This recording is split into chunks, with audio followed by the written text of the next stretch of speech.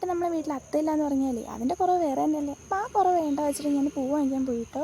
അവിടെ പോയപ്പോൾ നല്ല വിലയായിരുന്നെങ്കിൽ എന്നാലും പോട്ടെന്ന് വെച്ചു. കാരണം ഇതൊക്കെ ഒരു ദിവസത്തെ സന്തോഷമല്ലേ, ലൈഫിൽ ഒരിക്കലും ഉണ്ടാവില്ല വെച്ചിട്ട് ഞാൻ പൂ വാങ്ങി. ആ വീട്ടിലേക്ക് വന്നതിന് ശേഷം ഫുള്ള് സെപ്പറേറ്റ് ആക്കി ഇറുത്തൊക്കെ വെച്ചു കേട്ടോ. അത് കഴിഞ്ഞിട്ട് കാലത്ത് അതിന് വേണ്ടിയിട്ടുള്ള നമ്മളെ തറയൊക്കെ നല്ല ചാണകമൊക്കെ മെഴുകി സെറ്റാക്കി വെച്ചു കേട്ടോ. ഫൈനൽ ടച്ച് എന്ന് പറഞ്ഞത് ഇതാണ്. ഇത് കണ്ടപ്പോൾ ഉണ്ടല്ലോ ഗൈസ്, സത്യം പറയല്ലോ മനസ്സിനുണ്ടായൊരു സമാധാനമായി. കാരണം എൻ്റെ ലൈഫിൽ ഇത് ആദ്യമായിട്ടാണ് ഞാൻ എൻ്റെ വീട്ടിൽ ഞാൻ അത്തം ഇടുന്നതും അല്ലെങ്കിൽ ഓണമായിട്ട് ഇങ്ങനെ ആഘോഷിക്കുന്നതൊക്കെ ഫസ്റ്റ് ടൈമാണ്.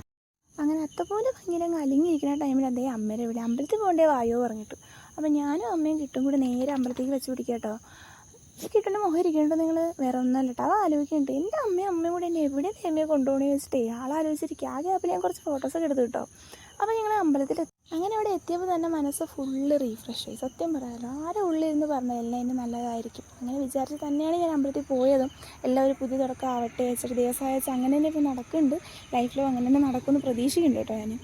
പിന്നെ അത് കഴിഞ്ഞിട്ട് ഞാനും അമ്മയും കിട്ടും കൂടി ഒന്ന് പ്രാർത്ഥിച്ച് ജസ്റ്റ് ഒന്ന് അവിടെ ഇരിക്കുക വിചാരിച്ചിട്ട് കുറച്ച് നേരം അവിടെ ഇരുന്നു കേട്ടോ. ഞാൻ അതിൻ്റെ ഇടയിൽ കുറച്ച് വീഡിയോസൊക്കെ ഞാൻ എടുത്തു. അപ്പോഴാണ് ഈ രണ്ട് കുറുമ്പത്തിനെ ഞാൻ കണ്ടത്. എൻ്റെ അമ്മ മാക്സിമം ആളെ ചിരിപ്പിക്കാൻ നോക്കുന്നുണ്ട്, പക്ഷേ ആൾക്കങ്ങനെ വീട്ടിൽ എത്തണേ അതിൻ്റെ ഒരു വീർപ്പുള്ളിൽ ശരിക്കും കാണില്ല നിങ്ങൾ, അതാൾ. അത് കഴിഞ്ഞിട്ട് തിരിച്ച് ഞങ്ങൾ ഇറങ്ങുന്ന ടൈമിലോട്ട് ഞങ്ങൾ അമ്പലത്തിൽ തന്നെ കരയോഗക്കാർ നല്ലൊരു അത്തം ഇട്ടിട്ടുണ്ട്. അപ്പോൾ അതിൻ്റെ കുറച്ച് വീഡിയോസൊക്കെ എടുത്തു.